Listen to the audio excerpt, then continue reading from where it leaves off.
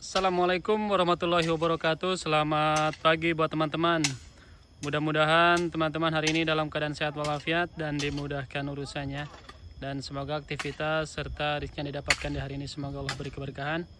Amin ya robbal alamin. Selamat datang di channel Durian Lampung Tengah.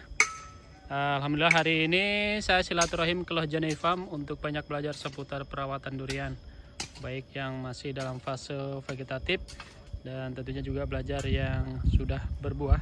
Dan alhamdulillah pohon yang sudah berbuah tinggal beberapa pohon lagi, yang tersisa belum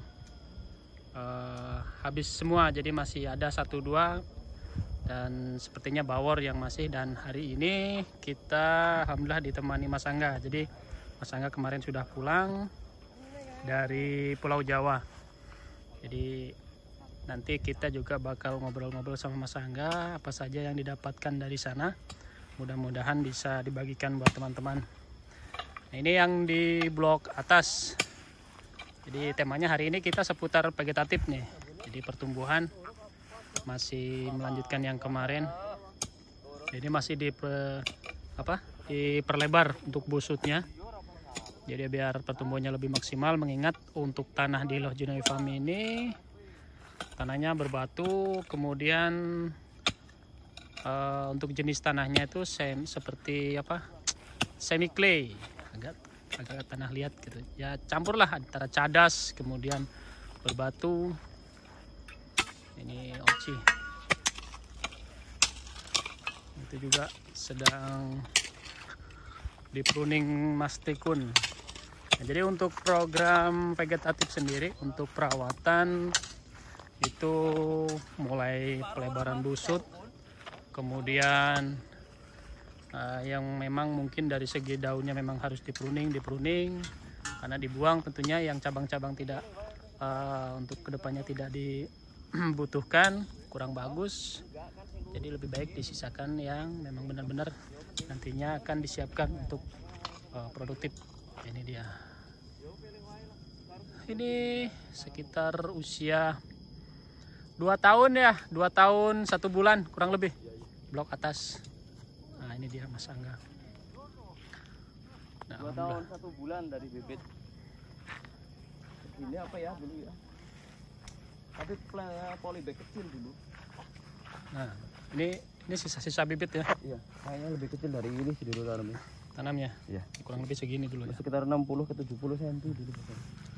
Kekecilan, tanamnya kekecilan. Jadi kalau teman-teman tanam, kalau menurut saya idealnya ya 1 meter up lah. Dengan itu, kondisi bibit yang sehat, daripada nanti terlalu lama stagnan atau ngerawatnya lebih. Kalau bibit terlalu kecil ngerawatnya nanti lebih ekstra. Biaya yang dikeluarkan lebih banyak. Walaupun kita modal awalnya itu lebih kecil ya pasti ya. Ini kemarin main di AA Kadu juga. Ya teman-teman di sana memang relatif tanamnya bibit kecil. Tapi pertumbuhannya luar biasa. Ya, mungkin karena kondisi tanah juga di sana mungkin gimana Mas? Kalau saya lebih, karena saya udah lihat semata-mata di AA Kadu kemarin itu memang perawatannya luar biasa. Tapi harus diimbangi dengan modal yang luar biasa juga. Iya. Keren teman-teman. AA Kadu kemarin itu saya banyak belajar ke sana kemarin. Sharing, pokoknya kalau vegetatif, nahan rontok itu bisa dibilang kemarin di AA Kadu itu yang saya lihat, tapi ya yang saya lihat kemarin salah satu yang persentase rontoknya itu paling minim. Mengingat walaupun curah hujan tinggi lah ya. Paling minim pokoknya. Saya sampai sana itu isinya cuman senyum-senyum sendiri kan, sama orang jalan-jalan, sama ownernya juga kan keliling, sama Haji Arianto itu kemarin. Jadi ketika banyak bercerita, ketika kita kemarin akhirnya sharing gitu kan, jadi perlakuan dari tempat A dan tempat B itu kadang-kadang juga memang harus ada beda. Karena mengingat MDPL kan, iya. Tempatnya, kontur tanah, tekstur tanah, dan lain-lain. Tapi kalau untuk perawatan secara keseluruhan besarnya sama Mas. Sama lah ya. Karena intinya kan nutrisi yang kita cukupi kan yang di mau pohon vegetatif ya seperti itulah. Kalau teknisnya, nah itu teknisnya kan kita harus bisa apa ya, pinter-pinter kita lah Yang mau ditekan biayanya silahkan, nggak apa-apa. Kalau kita menekan biaya, biasanya pertumbuhannya nggak semaksimal dengan teman-teman yang perawatannya lebih intensif dengan modal yang lebih besar.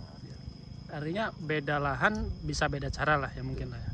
Ya kalau modalnya lebih banyak dengan perawatan yang lebih bagus, hasilnya bagus, itu kan memang kita menang di waktu, gitu kan. Tapi untuk beberapa orang ya udahlah pakai SOP yang standar punya kita masing-masing, yang didapat seperti apa ya udah disyukurin aja. Kalau di Akadu kemarin untuk pohon yang umurnya kemarin 3,5 tahun dengan tanam bibit yang kecil itu seperti di sini umur 5 tahun. Ukuran usia ini posturnya. Itu fakta loh. Nah ini tanam bibit, nah ini di sini ini saya tanam bebek gede banget ini, kapan terakhir ini? Ini 2 tahun 1 bulan loh Usianya. Iya, tapi memang pohon ini salah satu yang digeber, busutnya juga dari awal udah lebar, penggemburan tanahnya rajin. Kadang-kadang kan orang punya modal, punya ilmunya, tapi nanti males kayak saya gitu misalnya ya hasilnya ya gitu-gitu aja. Ya memang mungkin karena apa ya? Karena memang durasinya mungkin cukup lama ya. Jadi dari mulai tanam kemudian belajar buah sekitar 4 sampai 5 tahun. Jadi ada masa jenuh mungkin Mas ya. Ya. Kalau saya ngaku aja lah, kalau ada sesuatu yang kurang beres, saya males. Udah, gitu aja. Dari malesnya saya jangan ditiru. Ambil yang positifnya saja. Nah ini yang 2 tahun lah ya. Ya, 2 tahun 1 bulan berarti kan Desember. Ini bawor. Ini yang punya saya di 3 tahun aja masih besar ini Mas. Nggak tahu ya, barengannya itu namanya. Ya mungkin ini waktu video sebelumnya itu kan ada. Tapi memang nih bibitnya beda lah ya. Ya, beda ini 180-an cm kok tanamnya. Batangnya juga udah tuh. Memang lebih besar. Makanya ketika tanam bibit itu kita sesuaikan kantong, sesuaikan sama keadaan lah, intinya begitu. Ya. Jadi artinya kalau memang terlalu kecil lebih baik dibesarkan dulu atau gimana Mas? Kalau untuk MDPL rendah gini ya. Di Akadu kemarin itu juga kan MDPL-nya 400-500. Yo, gitu kan. Sedang lah ya, sedang. Jadi intensitas panasnya juga kan nggak sama dengan sini. Nah, kalau saya berangkat ke sana kemarin terus niat belajar, terus di sana saya aplikasikan ke sini total, saya yang bermasalah berarti. Saya yang nggak bisa mengamati. Karena apa, di sana MDPL-nya jelas berbeda. Iya. Jadi kan dengan bibit yang sekecil itu ketika ditanam di dataran rendah, otomatis stresnya lebih tinggi. Jadi lebih baik kalau untuk dataran rendah pada khususnya ini ya 1 meter ke atas lah, dengan kondisi bibit yang sehat. Lebih baik kita tanam sedikit dulu, tapi memang bibitnya bibit yang bagus lah ya. Atau kalau tidak ya tanam dari biji dulu, nanti okulasi di lahan. Oh iya, betul. Kalau itu lebih direferensikan lagi, lebih aman, lebih nyaman. Ke Banyumas kemarin begitu. Ya teman-teman kemarin masih Sigit ngomong begitu. Tempatnya korek begitu. Dan beberapa teman-teman kayak di tempatnya Om Dok Chandra banyak juga yang memang sekiranya itu bahkan jenisnya di TW ya di TW. Kalau udah urusan begitu kan masing-masing pekebun bebas memilih. Yang penting akur. Jadi tanpa harus diributkan lah. Bisa beda cara tak masalah. Iya. Kunting. Nah, jadi ini mau di pruning ya? Iya, mau di pruning. Bawaan. Ya, beberapa udah di pruning. Ini udah terlalu gondrong nih kalau kelihatan ini ya, dari. saya nggak tahu ya. Kok besarnya besar nggak normal ini kalau kata saya sih pohon. Nggak normalnya? Terlalu over. Kayak pohon udah mau siap dibuahkan malah. Iya. Ya mungkin tahun ini kita buah. Berani lah. Saya berani banget ini kalau lihat cabang sama itu masuk coba. Karena bawor mungkin lah. Ya enggak. Ya enggak gitu postur, Mas. Dan herannya itu ada pohon yang tanamnya lebih tua dari ini, yang di sana kalah besar dengan ini. Kalah besar ini. Sementara ini bagian tanahnya sama yang atas masih sama lah ya. Sama Mas, cuman identik. Ketika dari awal tanam memang ini kan busutnya udah langsung lebar. Iya. Jadi ya Lebih cepat mungkin lah ya naik perakaran. lebar. Jadi perakarannya lebih itu, dan yang ditanam bibit nggak kecil, bibit gede loh. Nah, jadi dari sini saya bisa sedikit menyimpulkan bahwa saya nggak heran ketika mungkin ada petani yang tanam usia baru sekitar 1 tahun, 2 tahun, pohon sudah besar, mungkin karena memang dari bibit awalnya lah ya. Mentah-mentah Ya. informasi. Coba dikaji dulu, tanamnya dari bibit berapa, ketinggian berapa. Pokoknya kalau dataran rendah, kita tanamnya bawor, duri hitam biasanya lebih bongsor, lebih rawan stres. Tapi kalau mau saking dataran rendah, ya umumnya agak tertatih-tatih. Nggak kayak di MDPL menengah ke atas. Tapi kemarin 350 MK masih aman. Atau di sini kecenderungan yang airnya tercukupi atau daerah yang lebih lembab, MK lebih aman. Tapi dari situ saya masih penasaran ini MK kalau buahnya nggak masalah, cuman produktivitas buahnya ya beda, lebih rawan rontok. Mungkin kalau di awal-awal pertumbuhan mungkin iyalah ya mungkin. Iya, tapi terus ketika dia nanti stres, recovery-nya lebih lama daripada jenis bawor, duri hitam lah ya. Karena memang mungkin rumahnya habitatnya tuh MDPL-nya, dia maunya di tempat yang nggak terlalu panas. Gitu. Nah, ini dia. Wah, ini memang sudah posturnya Sudah. kantung buah ini, ya kan? Udah. Ini bagian bawah. Ya kalau bawor itu memang di dataran rendah memang oke lah. Nah cuman kan memang sekarang banyak dilema bawor itu pada di TW. Ya saya lihat di Jawa. Pulau Jawa itu banyak yang di TW. Teman-teman juga banyak yang di TW. Itu faktor MDPL atau bagaimana Mas? Ya kalau pekebun itu punya pilihan masing-masing. Yang jelas gitu. Kalau di medsos kan kadang kami bercanda itu dengan circle kami ya, bukan ke mana-mana. Tapi ketika dirasa, kemarin saya dapat kalimat menarik dari teman saya. Kita berkebun durian itu berbisnis gitu ya. Jadi ketika kita memang mau berbisnis, yang dicari juga ya uang dan kebahagiaan. Ya uang yang dicari itu dalam arti kan memang harga bawor di bawah harga rata-rata jenis lain, gitu kan. Dan memang potensinya di sini kemarin kalau hasil akhir panennya memang lebih banyak oci uangnya ya, walaupun jumlah berat buah yang didapatkan, misal bawor dapat sekintal, oci cuma dapat berapa, cuman endingnya tetap masih duri hitam lah ya. Lebih manis duitnya oci kan. Dan perawatan bukan apa ya, bawor cenderung lebih susah teman-teman. Memang faktanya begitu, harus lebih ekstra ketika pematangan buah. Recovery-nya lebih lama mungkin karena durasinya, masa panen lah ya. Masa berbunganya sama, masa panennya lebih lama. Recovery-nya otomatis lebih sebentar kalau bawor. Iya, karena beruntungnya bawor termasuk jenis yang tahan banting gitu. Tapi ketika pekebun memutuskan untuk mau di TW ya nggak masalah. Kan pekebun masing-masing, iya. Marketnya gimana? Kalau nanti suatu saat bawor itu memang harganya saya naikkan lebih bagus, ya mungkin tetap nggak bakal saya TW, kondisional lah Mas. Tetap pertahankan lah ya. Bebas.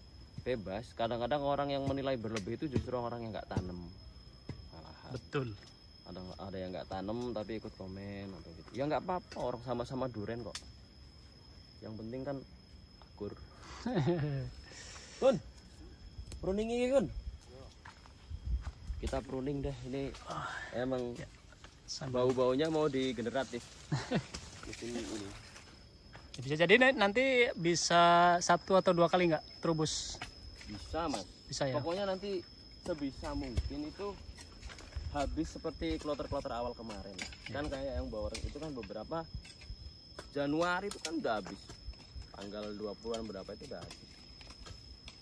Kalau musim hujan begini teman-teman ya, harus rutin, harus tetap diperhatikan lah ya. kecuali untuk tanah yang resapannya bagus.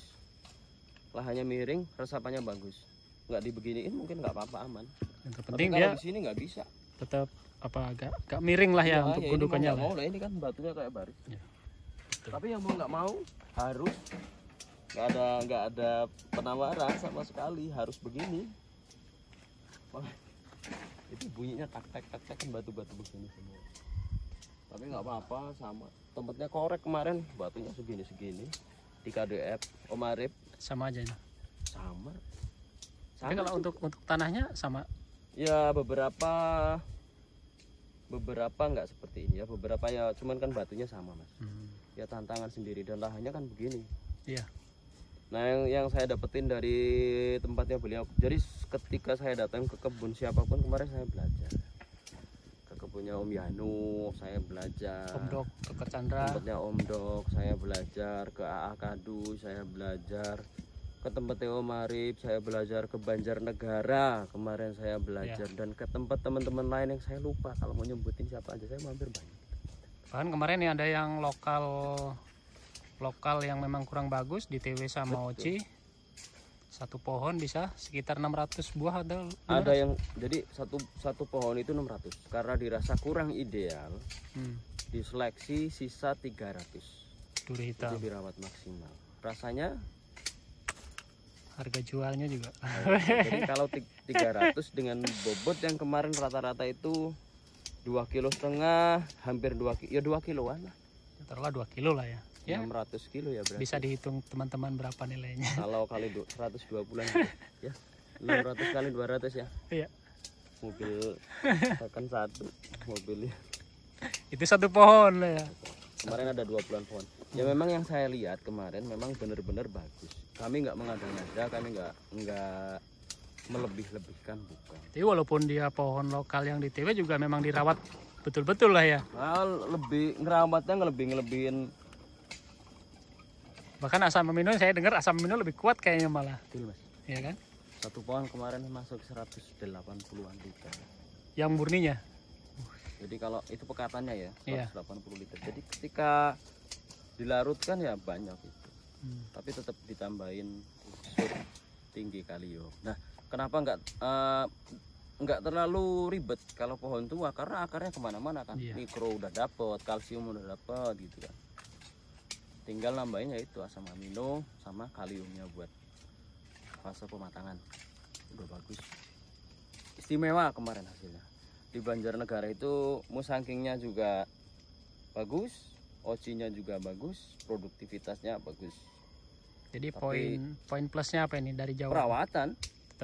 Semua itu kesuksesan teman-teman di bagian apapun itu perawatan. Mau vegetatif, nahan rontok, pematangan, dapat performa buah. Dari semua yang saya jumpai itu perawatan. Tapi saya nggak mau ngomong perawatan versinya gimana, silahkan lakukan masing-masing. Iya. Karena nggak sama sih ya. Ada juga pohon yang tidak dirawat tapi bagus, ada. Tapi mineral tanahnya udah bagus. Dan itu nggak bisa dijadikan patokan secara umum. Karena nggak semua tanah Ya, jenis sama lah ya. Pohon udah berumur dan memang tanahnya itu cenderung tanah yang bagus. Nah, kalau kita ngompernya dengan pohon muda yang diharapkan mulai berproduksi, nggak fair lah sama saya. Sayang. Oke, ini Mas Trikun lagi pruning. Yang masuk ke dalam bangkun. Gitu. Mudah-mudahan ini bisa bareng dengan yang depan rumah ini. Depan rumah saya posturnya untuk daun sudah begini, tapi kalau cabangnya masih belum lah.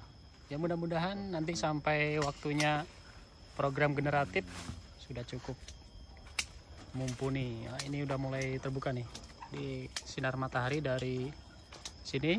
Nah, ini untuk sinar matahari dari timur. Pruning ya jangan sayang-sayang ya teman-teman ya. Kayak mendidik anak kan aslinya kalau versi saya loh. Pruning tuh kayak mendidik anak. Kalau kemarin saya bikin kalimat begini ke korek. Alam menyajikan, kita menyelaraskan. Nah, jadi jangan terus kita juga pruning itu pohonnya rusak gara-gara kita pruning, jangan. kan ada yang terlalu ekstrim pruningnya Iya. juga. Yang penting apa ya, Secukupnya lah mungkin. secukupnya. Harus pakai yang nggak mau di pruning ya monggo silahkan, nggak apa-apa. Atau kita juga tidak mempermasalahkan yang tidak diproningkan gitu. Nggak apa-apa. Cuman kita kan ada beberapa poin-poin yang ketika kalau nggak di pruning itu sayang gitu ya. Kita cuman mempercepat apa yang saya katakan tadi, kan menyelaraskan yang dimaksud. Contohnya begini, ada beberapa cabang yang akan mati kan gitu mas, cabang yang nggak berpotensi membesar. Nah dia akan mati, kita cuma mempercepat gimana caranya cabang itu nanti juga kita buang. Toh nanti ujung-ujungnya juga mati, Bakal kita dibuang buang juga. biar fokus ke cabang-cabang yang memang nanti akan dijadikan cabang produksi. Ya resikonya memang kadang-kadang beberapa pohon terlihat lebih jelek, Iya. Terlebih habis pruning itu Iya. terlihat memang kayak gimana. tapi kalau buahnya banyak ya nggak peduli bentuk pohonnya seperti apa, bentuk pohon ya. Tapi kalau idealnya pohon menggendong buah itu tetap harus butuh daun yang cukup juga. Nah itu yang jangan terlewat. Kalau postur pohon nggak sama, karena percabangan ya yang ngaturkan ini kan, ini makhluk hidup, bukan ranahnya kita ini. Kalau maunya ya begini cabangnya kayak gini semua. Terus apakah semua pohon dibentuk begini mau? Belum tentu kok, belum tentu. Terlebih poci ya. Ya. Poci itu lebih Ajar, Kak. lebih sering ngipas. Jadi kalau saya sih ya, cabang yang masuk ke dalam buang, yang terlalu ke bawah buang. Dan jangan semua dibuang yang ke arah atas gini ya. Jadi kalau ke atas begini nanti kita buang di sini langsung total, nanti kecenderungan cabang itu bakal turun terus.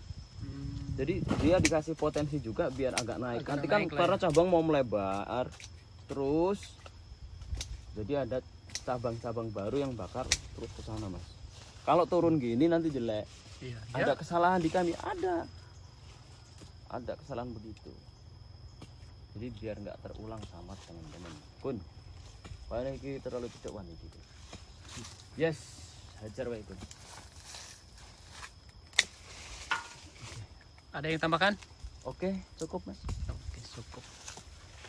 Itu tadi seputar pengalaman Mas Angga kemarin yang habis pulang dari Pulau Jawa. Jadi ada beberapa ilmu yang didapatkan di sana. Insya Allah nanti juga bakal diterapkan di sini. Dan mudah-mudahan nantinya juga bakal kita bagikan. Nah, jadi intinya di sini kita berupaya untuk berbagi pengalaman, jadi bukan memaksakan pengalaman, karena tentunya setiap petani punya SOP tersendiri, punya cara masing-masing, dan tentunya tidak harus perlu diperdebatkan ya, karena tentunya semua para petani bertujuan hanya satu, itu agar ke depan petani bisa lebih sukses, maju, dan makmur, terutama untuk petani durian. Demikian, mudah-mudahan apa yang saya bagikan hari ini semoga bermanfaat. Assalamualaikum warahmatullahi wabarakatuh.